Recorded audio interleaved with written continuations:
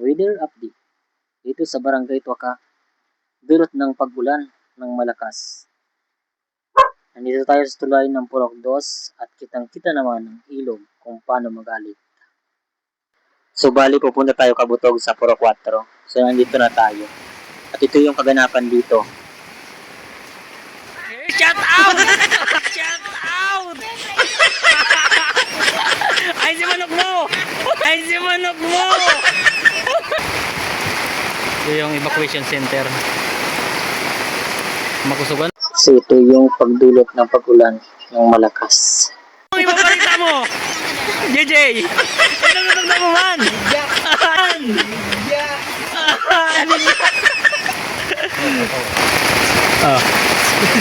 Dito po tayo sa Puro 4. Dito sa Evacuation center. evacuation center. Lubog na po tayo rito. Napakalakas po ng agos nito. Wala po tayo magagawa pa ganitong panahon natin. Magsilikas na! Dapat magsilikas! Sabagat ang lakas ng ng agos. Ang tubig dito sa Puro 4. Ito yung court. Lubog na po ang bahay nito. So patuod po yung kalsada. Hindi na mainisin pa rin. Grabe oh. Handa na yung mga gamit nila, yung mga sakyan para di tira. Ayan guys, nakikita nyo sa pahiyas ng mga flood control project na yan. Control project na yan. Yan lang po. Susubukan natin itong makatawid dito. Kaso parang lalim talaga yun. Ay, di kaya talaga. Ayan po, may tumatawid. Mayroon po tumatawid. Kitang-kita talaga ang kung paano kalalim.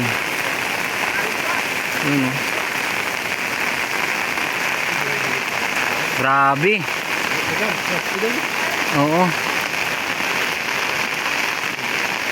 Hindi tayo makapagtawid dito.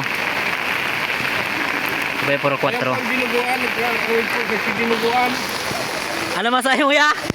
Ang dinuguan po, ayan po, tumatawid po hanggang... Ang dinuguan po, ayan po, tumatawid po hanggang bayan niya, hanggang sa Baywang. Ang mga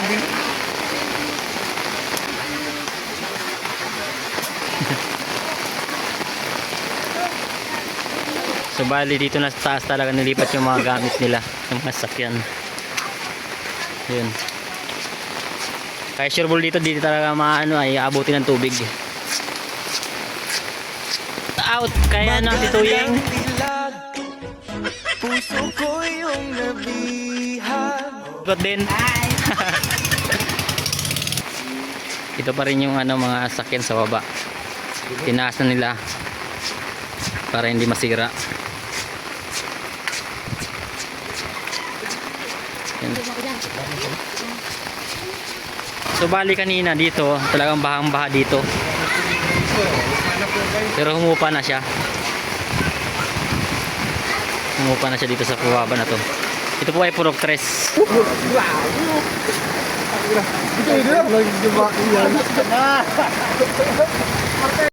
Shout out kay Kagawad Arnold Villamor na nagpaulan talaga para makatulong sa ating kabarangay na nangangailangan.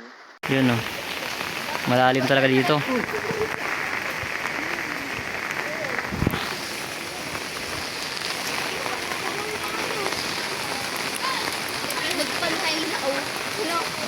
Oh.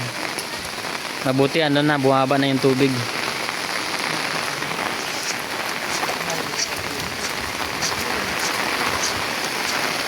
Sayang yung mga paninda dito. Naabot ata ng baha.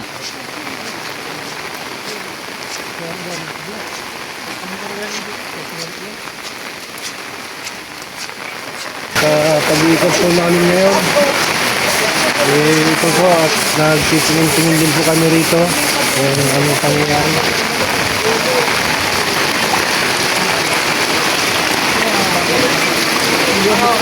Grabe view.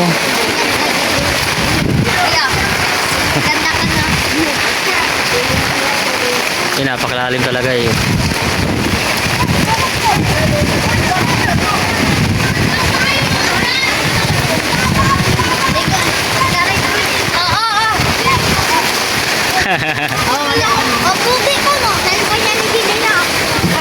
So mga pinasok ko talaga ng tubig yung mga bahay dito. Oh.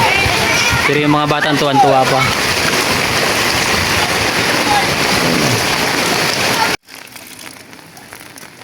Grabe talaga oh.